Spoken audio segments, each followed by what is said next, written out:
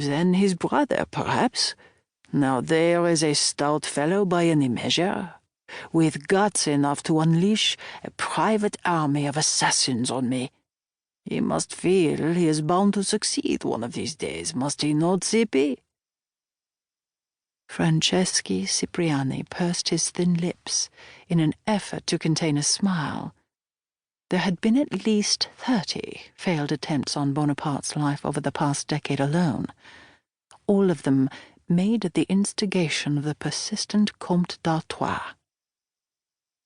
The last devil for hire had tossed a bomb at the Emperor's state carriage as it passed by, and had blown the vehicle 20 feet in the air, horses and all. Unfortunately for the erstwhile assassin, the blast had also taken off his legs. But he had lived long enough to be informed that the carriage had been empty, and Napoleon 50 miles away at the time. Of all the dour-faced men crowded around the door, Cipriani was the only one who could afford to smile. He was neither a soldier nor a courtier. He was dressed in gentleman's clothing now, but at the blink of an eye could appear in stinking rags with several days' growth of beard concealing the lean, pointed jaw.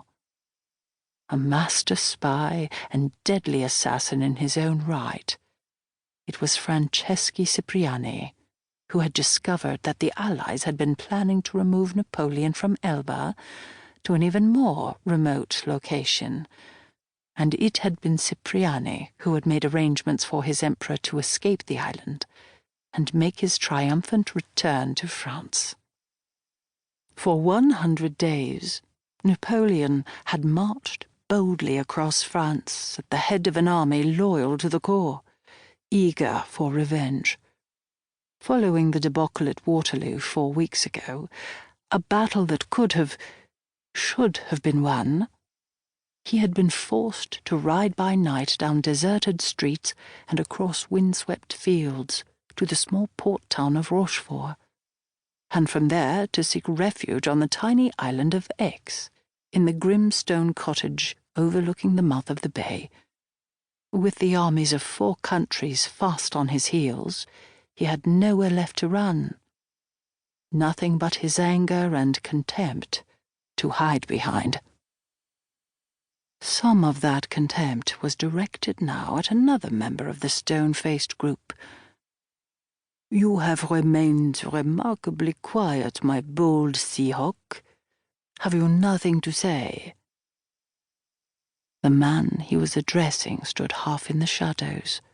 One broad shoulder leaned against the wall. He wore the elegant clothes of a gentleman, a fine woolen jacket with high moulded lapels, an embroidered silk waistcoat, worth a year's soldiering wage, and a muslin cravat so white and precisely pleated he might have recently come from an evening at the opera. He was easily the tallest man present, a full hand's width above Cipriani, which made him tower a head and half a shoulder above the stocky Bonaparte. His features were in shadow, but his smile was as white as his stock as he responded to the Emperor's question. "What would you have me say, Excellency? The Prussian army is a day behind you. The Swedes have the roads to the north blocked, the Spanish guard the south. They would want nothing better than to have you try to fight your way through, thereby removing the need for any puppet king to sign an order for execution." "Montalon, Lacaze?" Napoleon paused and tipped his head briefly toward the 2 men standing beside Bertrand. "Are convincing in their arguments that I should make for America.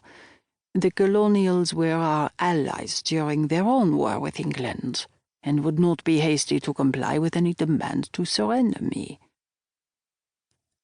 "I agree it would be a wise choice, Excellency. But you still have to get there first." His eyes briefly reflected a glitter of candlelight. They were